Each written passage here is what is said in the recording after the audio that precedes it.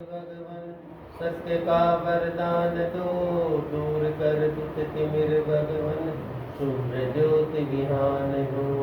मृत्यु बंधन को हटा अमृत है भगवान दो, प्रकृति पाशों से छुड़ा आनंद मधु का पान दो।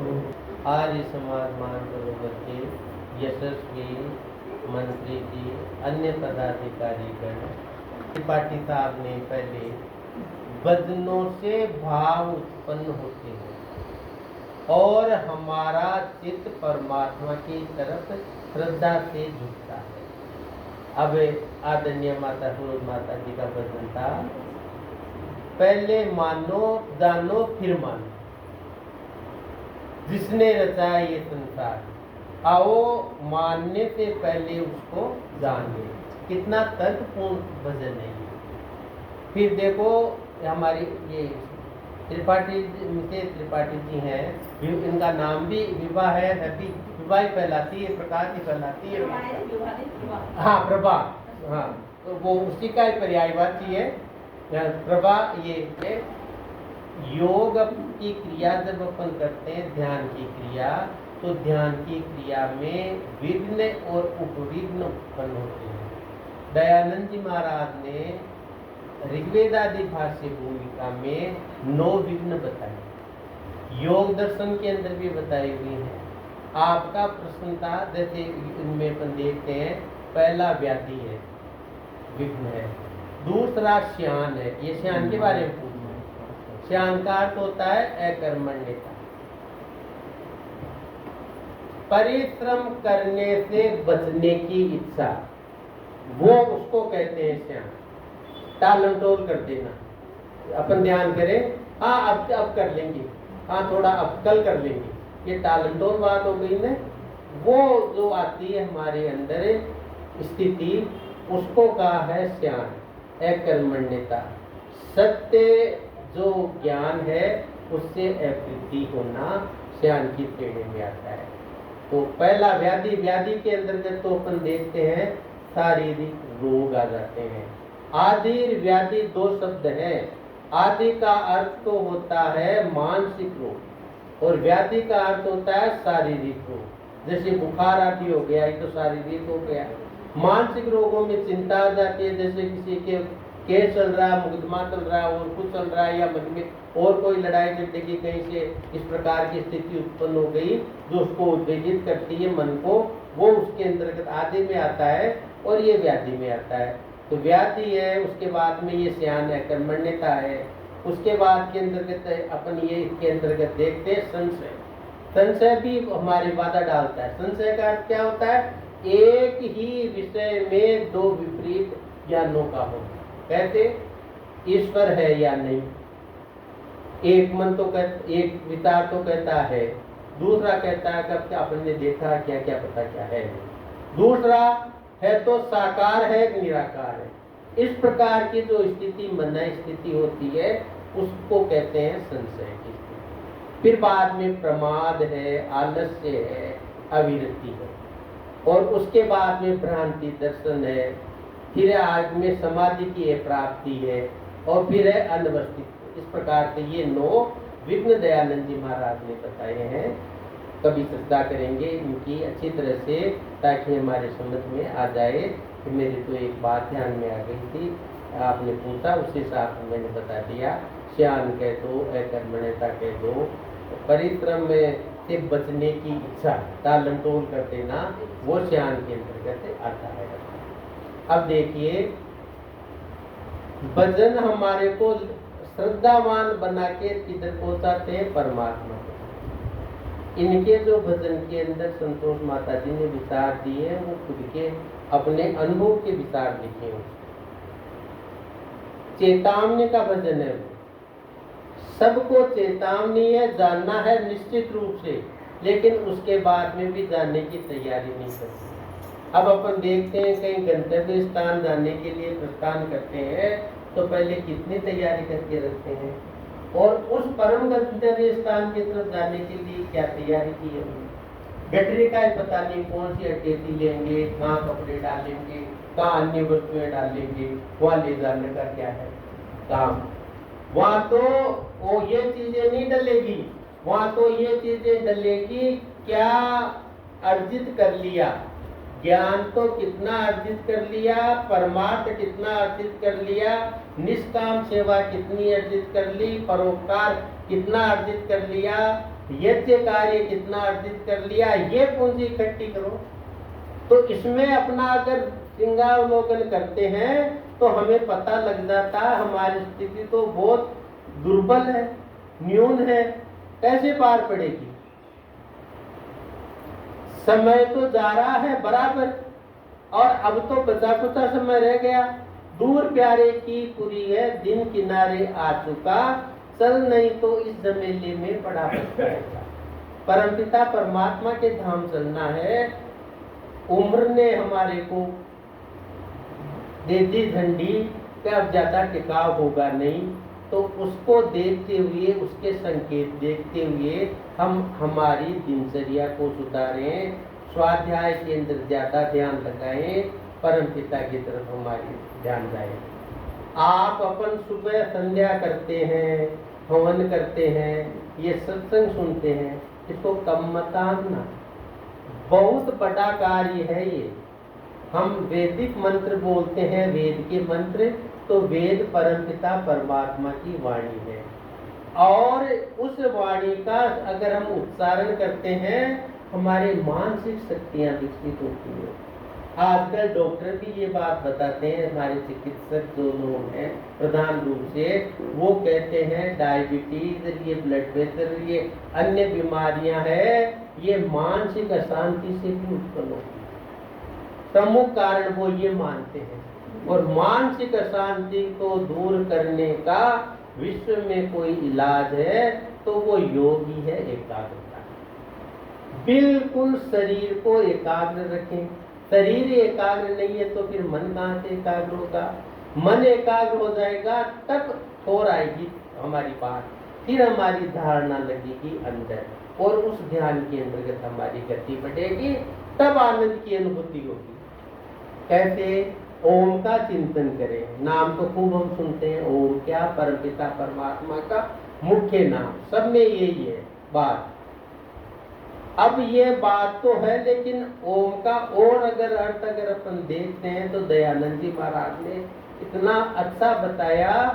पिता और पुत्र के बीच में जो संबंध है वो ओम और ईश्वर के बीच में है। पिता बिना पुत्र नहीं हो सकता, और पुत्र बिना पिता नहीं कहला सकता।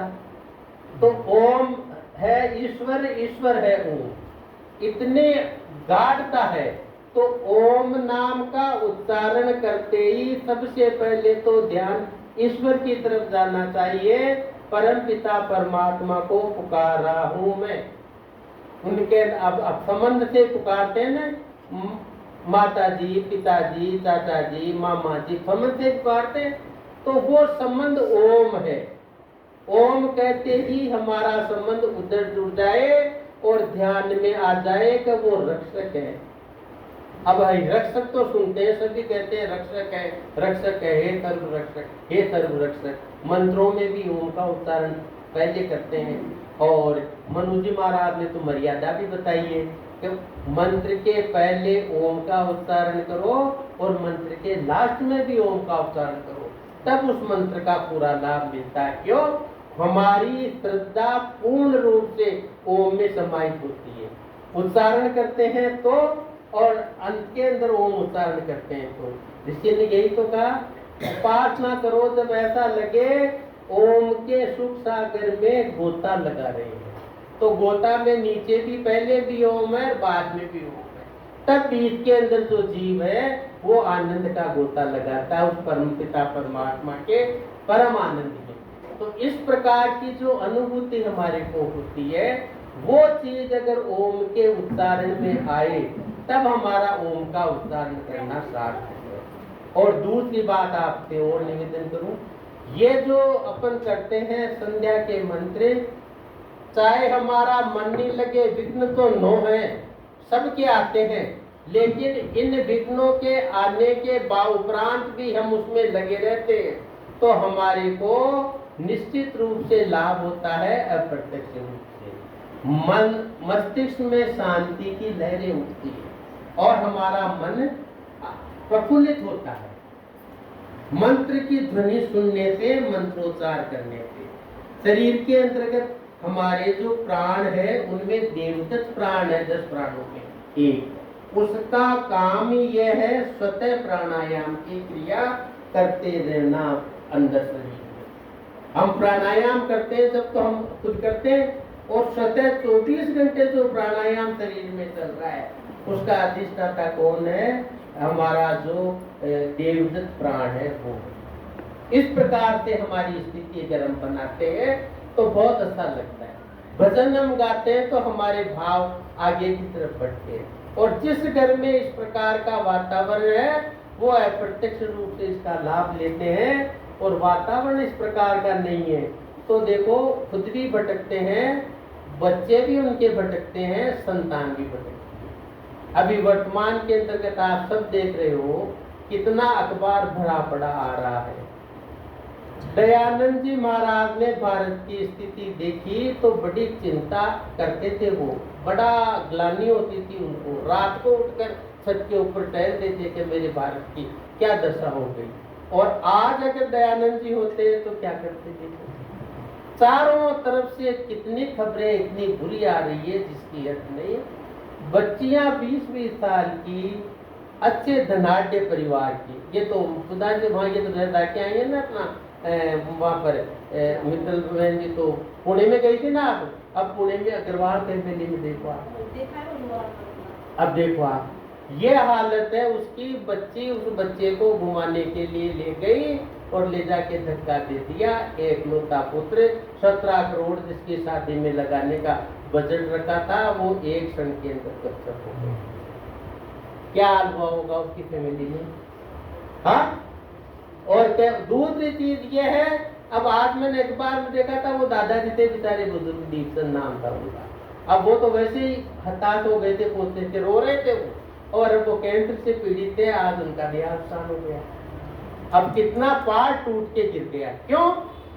अगर वेद की ध्वनि होती, वैदिक उपदेश होते, ऋषि चिंतन होता परमपिता परमात्मा का, तो बुद्धि ठीक रहती।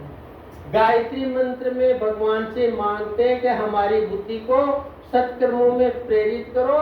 वो प्रेरणा अगर उस बच्चे को मिल जाती तो वो ये दुष्कर्म नहीं करती।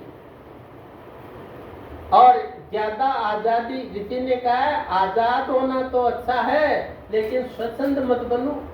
आजकल आजादी के नाम पे बच्चे और बच्चियां स्वच्छंद हो रहे हैं, स्वच्छंदाचारी हो रहे हैं, न किसी के कहने के न सुनने। चारों तरफ से पीड़ित है समाज पूरा, इतनी ज्यादा स्थिति आ गई। इसलिए आज के समय में तो वेद का प्रचार प्रसार होना नितांत आवश्यक है। अपन जहां भी बैठे, आप लोगों से कृपा है, कृपा करो आप जहां भी बैठते हो, हमारी ये माताएं बहनें बैठे, आप बैठो भाई लोग, तो जहां बैठो चाहे सुने न सुने 5 मिनट वेद की जरूर चर्चा किया करो, परमात्मा की। देखो थोड़ा सा पता नहीं कभी न कभी हो ही जाएगा। अब वो कहते दयानंद जी महाराज को कहा उनके श्रद्धालुओं ने, महाराज आप इतनी गूढ़ बातें बताते हो, आनंदित हो जाते हैं हम तो, सरोबार हो जाते हैं आनंद से, और हमारा मन नहीं पड़ता। 3 घंटा का प्रवचन सुन लेते हैं, हमें न लघु शंका का आभास होता है न कोई शिथिलता का आभास होता है। लेकिन आप जो ये ज्ञान दे रहे हो इसको सुनने वाले तो, ग्रहण करने वाले तो बहुत ही कम है। ये तो इस प्रकार से है जैसे निम्न श्रेणी के जंतुओं को बहुत अच्छी मिठाई वितरित कर दी है। तो उन्होंने कहा दाना आप दे रहे हो मोतियों का, और यहाँ चुगने वाले, ज्वार चुगने वाले बैठे हैं सारे। ज्वार चुगने वालों को मोतियों से क्या लेना देना? तो ऋषि ने क्या कहा, हो सकता है कोई इनमें हंस बैठा है। इतने देखो उनके अंतर्गत कितना उनका वो था, किसी भी बात को वो लेते थे सृजनात्मक रूप से लेते थे। पॉजिटिव थिंकिंग जिसको कहते हैं, सकारात्मक सोच, उस दृष्टि से लेते थे। अरे ऐसे मत कहो कि सारे इस प्रकार के बैठे हैं, सुअर तुगने ज्वार वाले नहीं, कोई न कोई हंस भी बैठा होगा जो मोती को ग्रहण कर लेगा। अगर एक हंस ने भी मोती ग्रहण कर लिया तो अपने जैसे आगे के अंशों को भी करके और खुद की काया उज्जवल करेगा, मन उज्जवल करेगा, आत्मा को उज्जवल करेगा। आत्मा तो स्वभावतः पवित्र ही है, अपवित्रता तो इसके प्रकृति के संसर्ग से आने से होती है, क्योंकि प्रकृति सत्व रज तम 3 गुणों का मिश्रण है। तो सत्व रूप की अगर प्रधानता होगी तो आनंद आएगा, आनंद ही आनंद होगा। और रज की अगर प्राथमिकता हो गई, सत्व और तम छिप गए तो फिर रज तो गतिशील होता है, लड़ाई झगड़ा भी पैदा कर देगा और क्रिया भी शुरू कर देगा।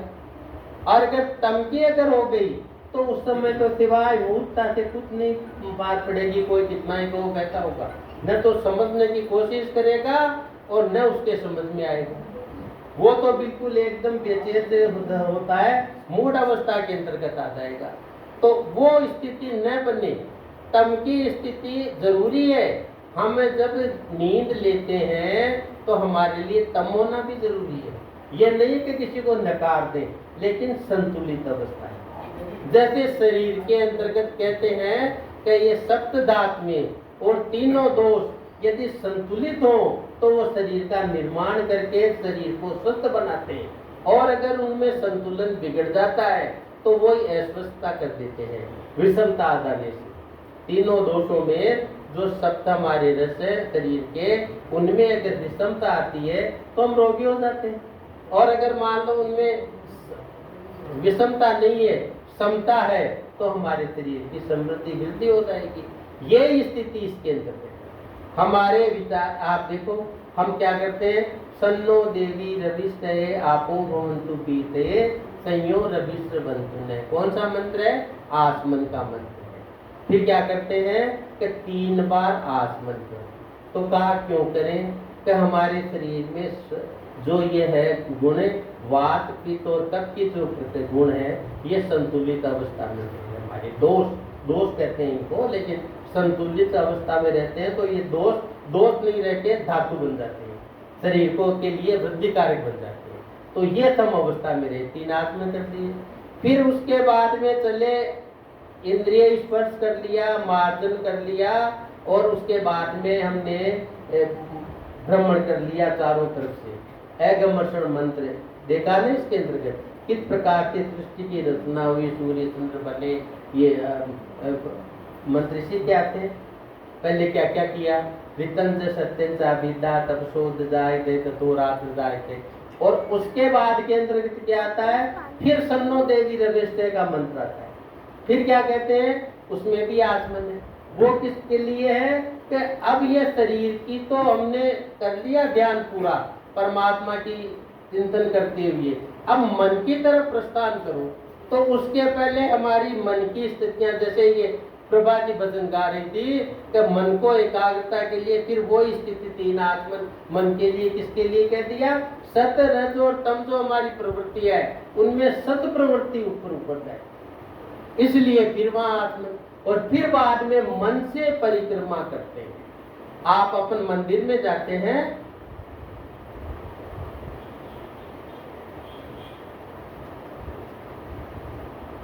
परिक्रमा करते हैं अपन मंदिर में चारों तरफ, और इसमें देखो परिक्रमा मन से करनी है। मन है के पास अंतर आत्मा है, परमात्मा है, आत्मा भी है, परमात्मा भी है, मन के साथ ही है, बुद्धि भी साथ में है। और बुद्धि पूर्वक मनन करते हुए ये परिक्रमा करते हैं। सबसे पहले पूर्व की तरफ करते हैं। प्राची दिग अग्नि अधिपति रसितो रक्षिता दित्याय, स्मरण करते हैं हम। अधिपति सूर्य रक्षा करता है हमारी, और फिर दक्षिण की तरफ चलते हैं, फिर पीछे की तरफ पृष्ठ की तरफ चलते हैं, फिर वाम भाग में चलते हैं, फिर नीचे चलते हैं। ध्रुवादिक विष्णु रधिपति जलमार्ग, फिर ऊर्ध्वादिक बृहस्पति रधिपति स्वीत्रो रक्षिता वर्षमिश्व, वर्षा द्वारा परमात्मा हमारी आप रक्षा करते हैं, पालन करते हैं। तो देखो मंदिर में तो केवल गोल चक्कर ही अपन चारों तरफ चक्कर लगा के आ जाते हैं, और इसके अंदर जब तो चारों दिशाएं नीचे की ऊपर की 6 दिशाओं में परिक्रमण करती है। कितने किया? पैरों से नहीं, मन से। पैरों से परिक्रमा करना तो बड़ा मुश्किल हो जाता है हमारी अवस्था में। कोई लोग कर लेते हैं भाई, जिनके शरीर में परमात्मा की कृपा से अच्छी स्वास्थ्य स्वस्थ है, अच्छे ऊर्जावान है, तो 80-80 साल के भी गोवर्धन की परिक्रमा करते हैं। भजन लाल भी। हाँ, वो तो जवान है लेकिन करते हैं। और कई परिक्रमा घूम के ही नहीं करते, नीचे लेट लेट के घसीटते भी करते हैं। और कोई 84 कोस की देखो आप देखिए भैया, बाकी 84 कोस तक घूम लेते हैं। और हाथ क्या आना है भाई, हाथ क्या आना, पर्वत क्या दे देगा भाई? पर्वत को धारण करने वाला परम पिता परमात्मा है, सृष्टि को धारण करने वाला, उसके शरण में जाएंगे तो वो तो दे देगा। लेकिन पर्वत तो खुद परमात्मा की कृपा से उत्पन्न हुआ है। हमारे लिए जो लाभदायक चीजें होनी है, पर्वत में जो मिलती है वनौषधियां वगैरह और है, स्थायित्व हमारे को प्राप्त होता है, वो होता है। गोवर्धन को तो उठा लेंगे, पर पर्वत उठाने का अर्थ ये है, पर्वत के समान बहुत ही अधिक ऐसा कृत्य जिसको कोई कर नहीं सकता, इस काम को भी भगवान योगीराज श्री कृष्ण ने कर दिया। पर्वत उतारने के चक्कर में तो वो देखो केदारनाथ में ऐसा पर्वत उठा, भूस्खलन हो गया तो सारा पर्वत ही मिट्टी में गिर के नीचे तक गया। अभी आज तक पता नहीं है कहाँ गए लोग। तो उस चीज को नहीं धारण करे, धारण उसके अंदर जो भाव बैठा है उसको धारण करते हैं। हे गोवर्धनधारी, गोवर्धन का अर्थ होता है गायों का वर्धन, गो का अर्थ होता है वेद की ऋचाओं का वर्धन, आगे प्रचार प्रसार करना, मन के अंदर भी ले जाना उनको। और मन में जब वो गोवर्धन होगा तो वो श्री गोवर्धन महाराज, फिर वो वहां है गोवर्धन, आनंद वहां आएगा, वहां से प्राप्ति होगी हमारे को जो हम चाहते हैं। अंदर जाके प्राप्ति करें। गो नाम सूर्य की किरणों का, सूर्य की किरणों से ज्यादा लाभ ले, गाय का लाभ ले। गो नाम पृथ्वी का अंडा दूध दोहन नहीं करे, नहीं तो भूकंप की स्थितियां होती है, देखते रोजाना अखबार में आता है क्या हालत हो रही है। लोग बागों की पता ही नहीं, 20-30 मंजिल की जो बिल्डिंग्स हैं वो नीचे समाहित हो जाती है पृथ्वी के अंदर। किस कारण? पृथ्वी का अंधाधुंध दोहन करने। अगर इस चीज को छोड़ के गोनाम को अगर अपन पार करता ले तो हमें इस प्रकार का अर्थ आता है सामने। और इन अर्थाता से हम परिक्रमा निश्चित रूप से करें, परमपिता परमात्मा की करें, जैसे मन से परिक्रमा करिए। और मन से परिक्रमा करने के बाद आप देख लो, गोविंद देव जी के मंदिर में जाते हो, जयपुर का तो सबसे पुराना मंदिर ये है, और किसी भी मंदिर में जाते हो, परिक्रमा करने के बाद में हमारी माताएं बहनें हो, चाहे हमारे भाई हो, वो बाहर आके कुछ देर तो बूंदे पे बैठ, तो उनको क्या कि भाई अब ये बैठते हैं, तब हमारी परिक्रमा अब पूरी हुई है। उसका अर्थ क्या है? जो चीज देखी, जिसकी परिक्रमा की, जिसका चिंतन किया, वो हृदय में स्थित हो जाए। ये नहीं कि यहीं का यहीं छूट जाए। यही भाव इसमें हमारे मनसा परिक्रमा में, क्या मन से परिक्रमा तो चारों तरफ कर ली, लेकिन वो परिक्रमा चारों तरफ करने के बाद में जो चिंतन है परमपिता परमात्मा का, वो हृदय में बैठा नहीं। अगर वो बैठ गया परमपिता परमात्मा, तो फिर आगे आते उपस्थान मंत्र। क्या अर्थ हुआ उपस्थान का? परमात्मा के समीप बैठने के बाद के अंदर उपासना मंत्र हमारा सार्थक होता है। और उस उपासना मंत्र के अंदर हम देखते हैं लास्ट में कौन सा मंत्र आता है? नमः संभवाय च मयो भवाय च, नमः शंकराय च महेश्वराय च, नमः शिवाय च शिवतराय च। सबका उद्देश्य यही है, क्या? मोक्ष प्राप्त। मोक्ष का अर्थ सभी दुखों से छुटकारा, आदि व्याधि, आदि आध्यात्मिक, आदि भौतिक, आदि दैविक, सारे दुखों से पूर्णतः छुटकारा हो जाए। और सबसे बड़ा दुख जन्म मरण का बंधन, ये भी कट जाए। इस प्रकार की अगर स्थिति होती है तब कहते हैं नमः संभवाय च मयो भवाय च, नमः शंकराय च महेशकराय च, नमः शिवाय च शिवतराय च। एक ही नाम आ रहा है, शिव शिव शिव। कल्याण करता क्या करता है? कष्टों और क्लेशों को समन करके हमारे को परम शांति की तरफ ले जाता है वो परम पिता परमात्मा। हे प्रभु, हमारी गति आपकी तरफ करें, आपको बारंबार नमस्कार। इसलिए इस मंत्र को क्या कहा? नमस्कार मंत्र। नमन करना, झुक जाना, परमात्मा के समर्पित हो जाना, ईश्वर समर्पण कर देना, यह अर्थ इस मंत्र का है, नमस्कार का। इतनी अच्छी संध्या की प्रकृति, परमात्मा के मिलने की पद्धति, मन मंदिर का स्थायित्व बता दिया। कौन से मंदिर में जाते हो? आज तो मंदिर के जो अंदर ठाकुर जी बैठे हैं उनके आभूषण धन चोरी हो रहे हैं, कल को ठाकुर जी को भी दे जाएंगे उठा के, मंदिर भी टूट जाएंगे।